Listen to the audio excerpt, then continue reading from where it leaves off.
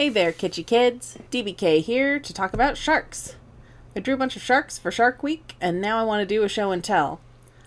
I'm not a shark expert, merely a shark enthusiast. I think all my shark facts are accurate, but this is absolutely not exhaustively researched, so if I get something wrong, let me know in the comments. First drawing up is the ghost shark. Fun fact about this one, it is not a shark. Oops. It is technically a chimera of the order Chimeriform, so they are closely related to sharks and rays, but they are not actually sharks. They live in the deep sea. Sightings are rare.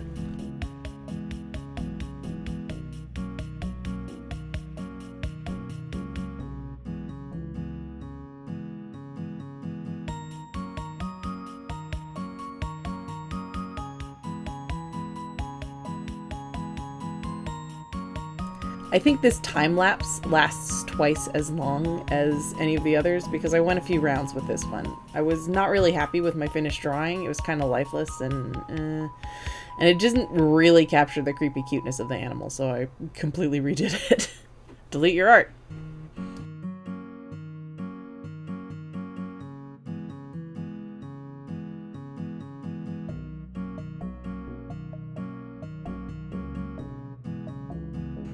You can see that when I started over, I zoomed way in with my reference on their little faces. I liked the colors of the original one, but he's just kind of, and I wanted to capture a little more of their, I don't know, their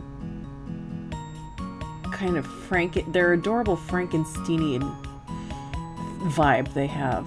So I really like the way this came out the second time a lot better.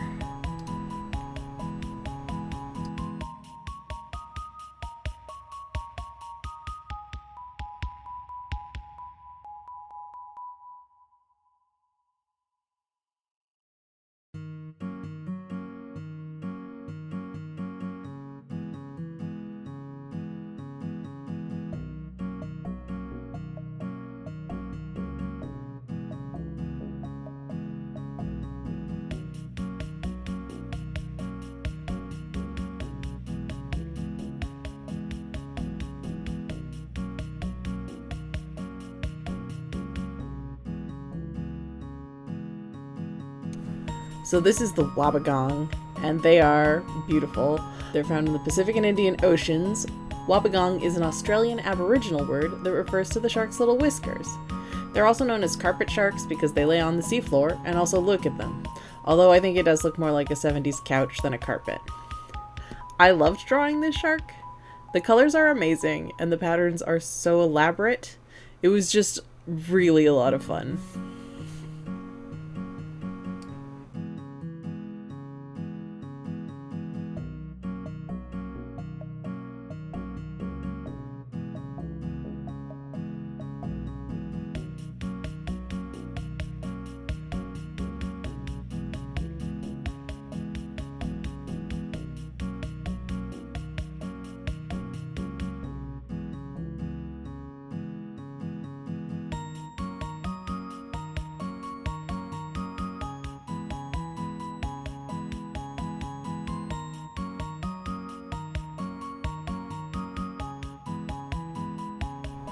Next up is a thresher.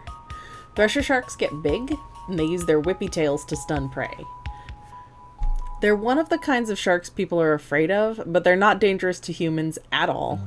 They eat schooling fish and occasionally seabirds. They're currently endangered because they're hunted for sport and for their livers, fins, and skin. I was so careful with these drawings to portray the sharks accurately, even though they're stylized. I was very particular about making sure they all had the correct number of gills. Some sharks are 5-gilled and some are 6. The thresher is a 5-gilled shark, but I only gave it 4. I think I even made room in there for a 5th gill and just forgot to draw it. I really like how this drawing turned out, and I think it's pretty fun, but I'm absolutely kicking myself over that missing gill.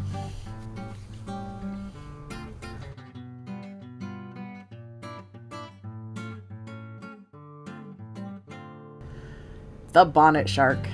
Bonnet sharks are great little guys. They're a small type of hammerhead. Sometimes they're called shovel heads because look at them. They top out around 3 feet long. The females have rounder heads and the males have pointier heads. And the best thing about them is that they're herbivorous. Their diet is 90% seagrass. So that's why this one has grass in her teeth. That said, while I love these sharks, this is possibly my least favorite of all my shark drawings. I kind of got hung up on the texture, and I think I should have made the lighting a little more dynamic and interesting. It just feels a little bit flat.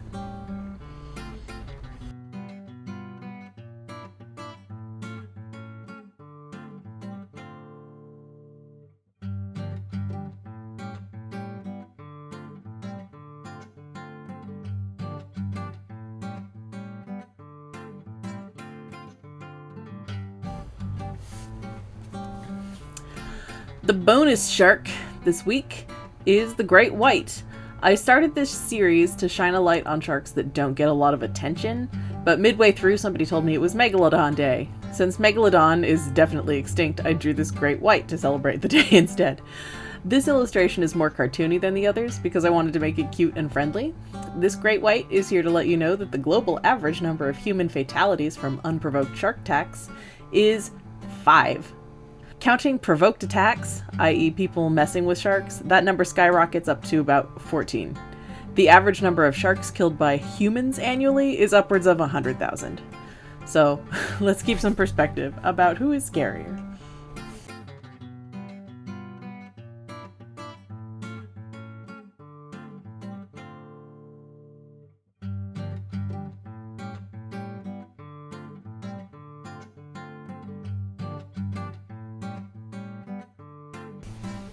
So this is the whale shark, which I said that I wanted to do lesser known sharks. This is probably the, I think, most well-known shark of any shark on my list, besides our bonus. Whale sharks are the biggest fish in the world. The largest non-mammalian vertebrates. Only whales are bigger than these animals. They're filter feeders, which means despite being sharks the size of a school bus, they only eat plankton and are very gentle.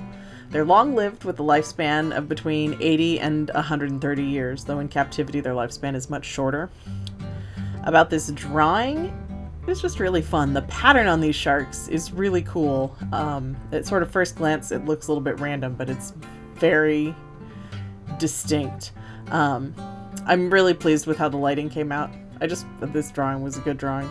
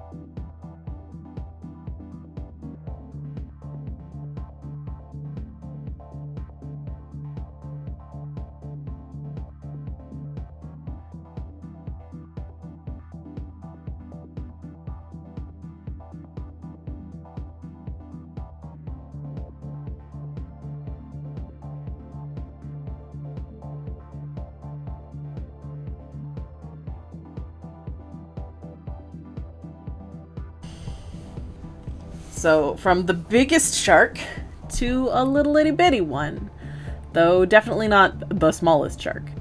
Chain cat sharks, also known as dogfish, which make up your mind fish namers, max out just under 2 feet long, and they spend the day lounging on the ocean floor. They are also biofluorescent, meaning that they glow neon in the bright light. These guys glow bright, bright green. Every picture I found of these guys was gorgeous. Even the Wobbegong, which is a showstopper of a shark. There are some pictures of where the light is just kind of bad and it looks sort of like mottled beige or not that interesting. Ghost sharks are adorable but also creepy, and it depends very much on the photo which one you get. Chain cat sharks are adorable 100% of the time, even when they're fluorescing bright green.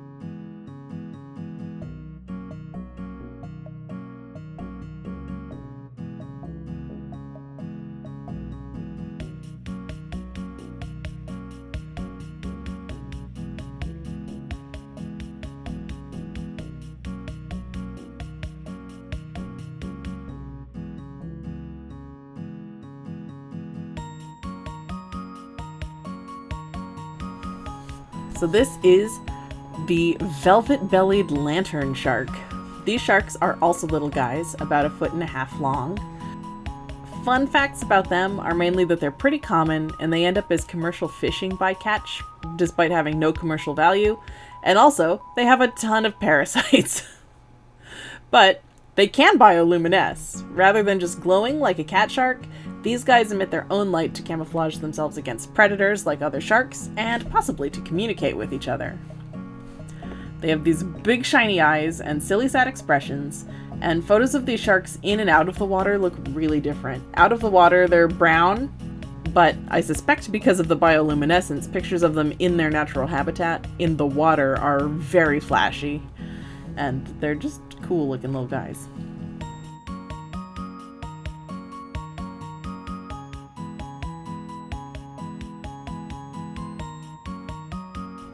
So this is the Greenland shark. I love Greenland sharks.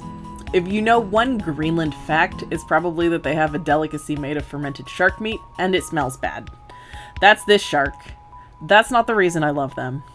They have to be fermented so long before they're fit for human consumption because they're full of urea, which is the stuff in urine, but they don't pee it out. It just breaks down and hangs out in their bodies, and they have a super high concentration of it in their bodies because it works like antifreeze to keep their tissues from freezing in the Arctic water. They have a super slow metabolism, and we don't know how old they can get, but there are some that we think are over 400 years old. They don't reach sexual maturity until they're 150. A lot of the reference photo I found was taken with this kind of fisheye lens. You'll see that I realized that about halfway through and shortened its snout up. I wanted to capture some of that fisheye effect, but I went a little too far. These sharks do look like Muppets though, all of them. We'd all be scratched up and scarred if we'd been living life for 500 years. And one little note here, I flipped the canvas when I was drawing this, and the way Procreate's time-lapse works is that it apparently doesn't flip the canvas in the animation. So you'll see at the very end that the finished shark is facing the other direction, and I think my signature is backwards.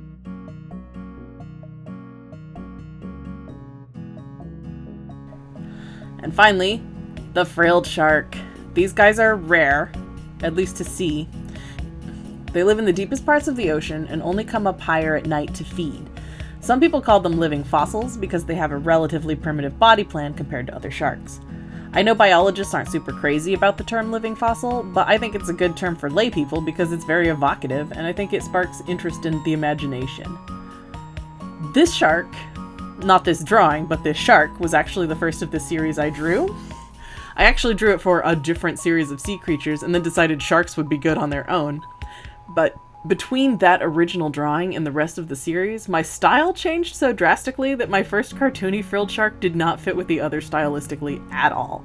So I redrew it, and this drawing is also not quite a perfect fit with the other sharks, but I love how the line work turned out, and I love the shape, and I love the frills. That's all the sharks I have for you today. If you like this style of video, let me know, and I'll probably do more because I'm drawing a lot of sea creatures. I'm also drawing a lot of bugs, if people are interested in bug drawings. Did I miss your favorite shark? Tell me about it in the comments, and maybe I'll add it to my next collection. Thanks for watching, and have a great day!